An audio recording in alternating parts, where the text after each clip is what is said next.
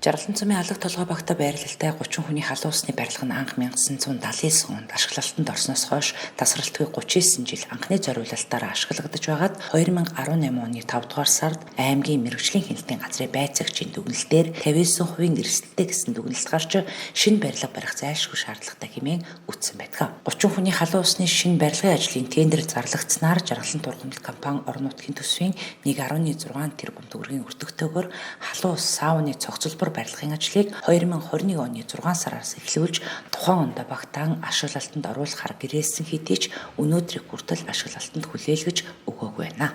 Бид яг ашиглагчийн хувьд одоо ингээл иргэд тойроод бас л одоо аймаг орн руу шаардлага өгөөл хугацаанд намжуулаач гэсэн хүсэлтэй гаргаа явж байгаа. Тэгээ бид бол гүйцэтгэгч компанитайгаа уулзж байгаа.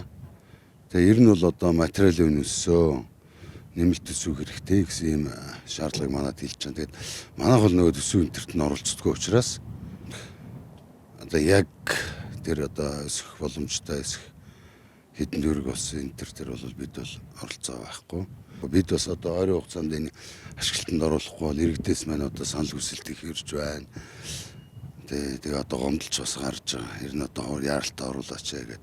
Бид оруулахдаа бол эн чинь бас хуучин байснаас арай шатаагуулж хийж байгаа.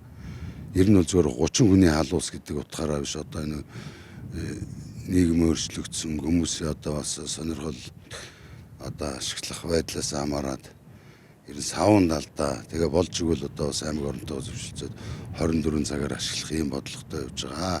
Хий загварч гэсэн бас одоо сүүлийн эзэлтэй барилга байгууламжуудтай ойролцоо хийж байгаа. Гүйцэтгэгч компани зүгээсээ барилгын ажлаа эхлүүлсэн жил ковид цар тахлаас шалтгаалan хил гайл хаасан учраас материал татан авалтаас болж хугацаа хоцорсон гэх тайлбар өгч байгаа бол энэ жилийн тухайд барилгын дотоод зураг төсөлд өөрчлөлт орсонтой холбоотойгоор хугацаа алдсан гэдгээ тайлбарлалаа. Мөн дотоод зураг төсөлд өөрчлөлт орсон үнийн өсөлт гээд 900 сая төгрөгийн зөрүү гарч байгааг онцлсан юм а. Энэ нийтийн халуун ус саавны цогцлбор барилга гээд 2021 оны 6 сараас эхэлж үйл ажиллагаагаа явуулаад явж байгаа. Тэгээд энэ хугацаанд бол хил гайлын хаалттай ковидын улмаас бараа материалын хомсдолтойгоос өнгөрсөн жил бол ашиглалтанд орж чадаагүй.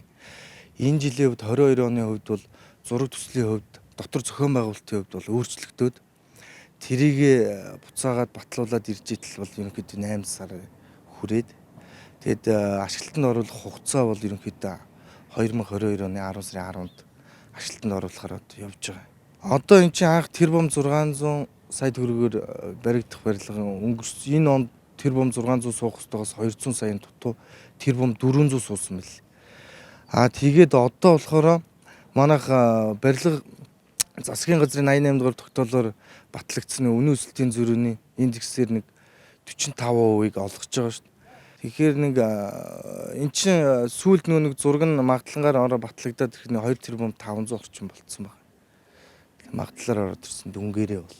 Жаргалан цумын тухайд нийтийн халуун усны эрэлт хэрэгцээ их байна. Гэтэл 30 хүний халуун усны барилгын ажил гэрээсэн хугацаанаас хоцорч байгаа нь иргэдийн шүүмжлэлт дагуулах бас нэгэн сэдэв болоод байгаа юм. Гүйцэтгэгч компани өгсөн мэдээлэлээр энэ оны 10 сарын 10-нд ашиглалтанд хүлээлгэн өгөхөөр ажиллаж байгаа бөгөөд өнөөдрийн байдлаар материал татан авалт 95%-тай, барилгын ажлын явц 85%-тай хийгдэж байна гэлээ.